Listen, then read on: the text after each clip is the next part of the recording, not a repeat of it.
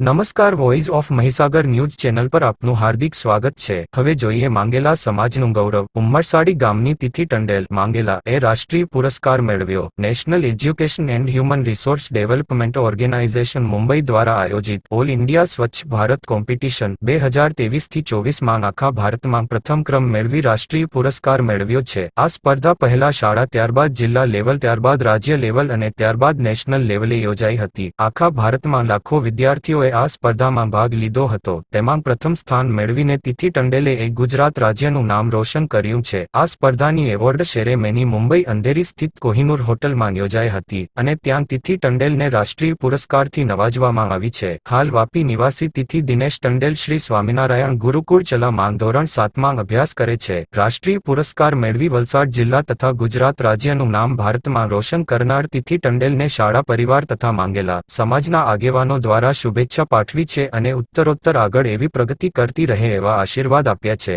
Bureau report, voice of Mahisagar news.